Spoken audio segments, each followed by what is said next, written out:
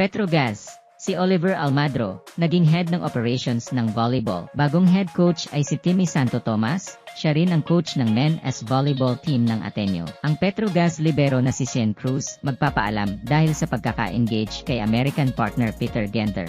Jaya Morado de Guzman import sa ibang bansa at nagdebut sa Japanese V-League Division 1 kasama ang Denso Eribis. Sobrang excited ako na makatulong sa Denso Eribis. Kasama ang mga coaches, staff, at mga teammates ko, gagawin namin ang lahat para mag-training, lumaban, at manalo sa season na ito, sabi niya. Ito na kaya ang pagkakataon ni Dina Wong na maging best setter na sa pro.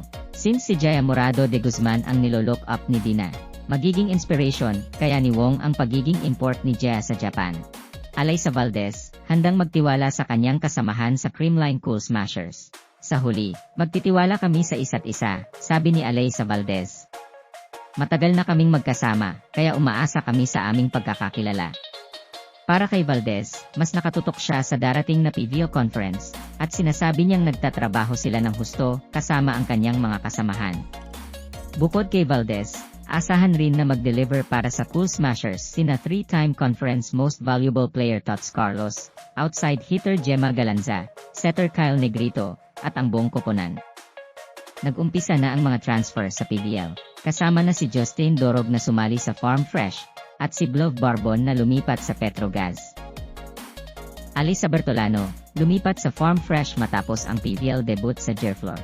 Camille Cal, na playmaker, dumating na ang panahon para magpaalam sa kanyang collegiate career sa University of the Philippines, at pumasok sa profesional na arena kasama ang bagong PVL team, NX-led.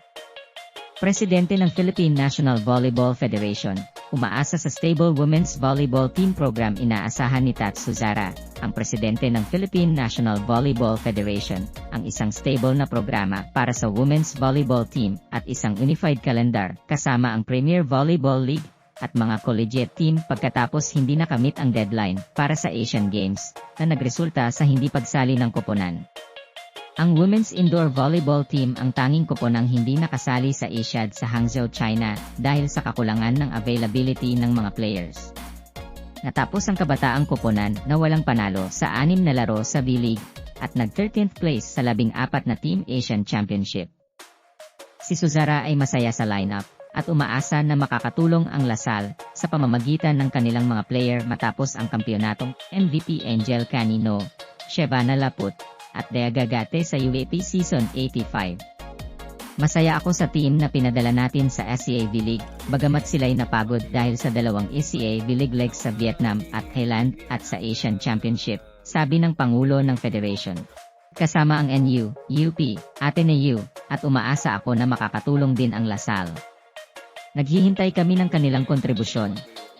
Umaasa ako na magkakaroon tayo ng dream team para sa women's volleyball. Lalo na kung tayo ay magwawagi sa bidding sa October o November para maging host ng Women's World Championship 2025, dagdag niya.